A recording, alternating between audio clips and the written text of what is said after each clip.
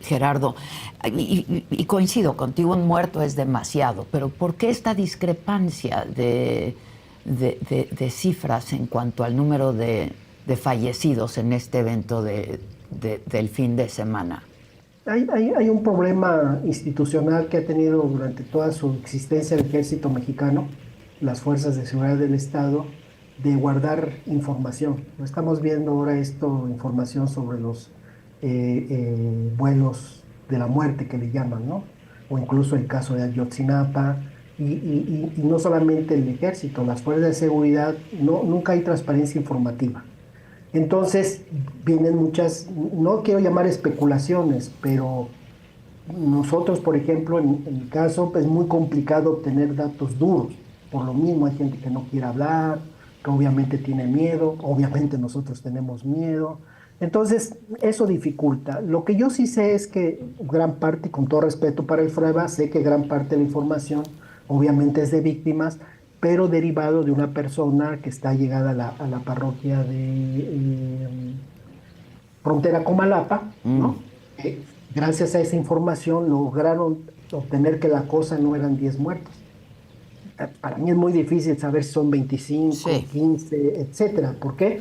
Porque mueren sicarios, también mueren fuerzas del orden, etcétera, etcétera. Por eso, aquí lo importante, claro que es importante cuantificar, sin duda, porque eso nos está hablando de la tremenda dimensión, pero en esta coyuntura no le corresponde al FRAIBA como sociedad civil y a cualquiera de nosotros decir lo que está pasando, aunque quizá podamos equivocarnos y se nos va a hacer decir, ¿sabes qué? Lo que tú dices, de lo que estás viendo está mal, pero aquí sí hay una responsabilidad particularmente de la entidad, ¿sí? De la De la fiscalía, autoridad, claro, claro. la autoridad de la fiscalía, de los municipales, del Ministerio Público que se aboca justamente incluso a la reconstrucción de hechos. Creo que este país, justamente este es el mejor ejemplo de un problema que no hemos logrado resolver en este país y mientras no lo resolvamos vamos a seguir en la arena peleándonos unos a otros, que es la impunidad. Tenemos desde prácticamente el siglo pasado asesinatos, muertes, paramilitarización, una serie de situaciones y acumular la dimensión de lo que es, porque además, Adela, esto que está pasando va a una velocidad tan grande que ahorita estamos hablando de Chiapas, pero igual es el asesinato de una candidata, precandidata, Sí, sí, sí. de un candidato, igual es los migrantes, que su travesía de dolor es durísima. Entonces, ¿en dónde nos detenemos? ¿En dónde nos vamos a detener? ¿En cifras? ¿En acusarnos mutuamente? ¿En evitar responsabilidades? Y yo creo que ahí está la clave. Este país no puede seguir siendo impune. Si seguimos siendo impunes, tendremos que cualquiera cobra derecho de piso, cualquiera puede eliminar a Sí. su Es el gran contrincante, cáncer etcétera. el gran cáncer Exactamente, de esta entre sociedad, otros, entre entre otros. otros.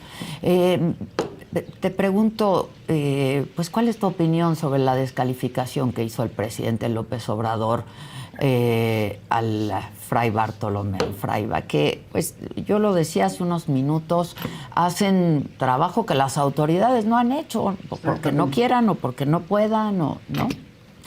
Bueno, ahí está. Me parece que el problema del poder en general y particularmente en este caso del gobierno federal es de entender que las cosas tal cual se dan, ¿no? Tienen que abordarse desde una lógica democrática. ¿Y qué significa esta lógica democrática? Que un gobierno, pues, como él dice mismo, tiene adversarios pero no tiene enemigos. Y yo conozco, mi trayectoria es de hace muchos años, que a Andrés Manuel le cuesta mucho trabajo entender el papel de la sociedad civil, que es muy compleja y muy diversa, ¿no? Entonces, mientras no escuchemos esas voces, y creo que ahí hay un problema del poder, particularmente el presidente, de que debe de ver que de alguna manera la sociedad organizada, sociedad civil organizada es como un coadyuvante. Y al ser un coadyuvante, lo que permite es justamente transparentar, entender algunas rutas de solución, tomar decisiones y particularmente establecer un diálogo concreto. ¿Qué quiere decir? Que el ejercicio de la ley es el mejor diálogo que puede tener un gobernante con la sociedad. Y ahí yo creo que hay un déficit muy grande que no ha entendido el jefe. Y articularlo junto con ellos. Exacto, a eso se refiere, articularlo, ¿no? Pues, pleitos con el PRO son para mí, más allá de los errores o que su propia agenda, llámese como se llame, ¿no? No es la razón de esta reflexión. La razón es que a un jefe de Estado le corresponde escuchar todas las voces, buenas, malas, regulares, le corresponde. Y en ese sentido es esa coadyuvancia. Y ahí están las interacciones. Un gobierno que no interactúa desde esa perspectiva, pues obviamente debe de ser una opinión pública adversa, y esa opinión pública adversa pues se la cobra caro. Ahora, ¿temen más actos como el ocurrido el fin de semana por lo que ocurrió? Hace 3 años yo decía que todavía no veíamos hasta dónde iba a llegar esto. Yo creo que todavía no sabemos hasta dónde puede escalar esto. Una guerra es lo peor que puede suceder. Y esta guerra entre estos carteles no tiene ética, no tiene respeto por la vida humana. Yo le he llamado que sus acciones son inhumanas, ¿no? Son formas de violencia que incluso duele describirlas. Entonces, se disputan millones y millones y millones de dólares, ¿sí? Y un poder con dinero, no hay ética, no hay posibilidad. Entonces, ¿pueden pasar cosas peores? Claro que sí. Cosas mucho más peores, quema de ranchos, de personas,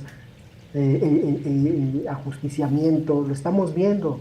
Entonces, sí, yo creo que es una llamada, pero debe ser una llamada, más allá de respetuosa, debe ser una llamada de que, y la pregunta es, ¿qué nos toca a la academia, a la sociedad civil, a los medios, obviamente al Estado mexicano?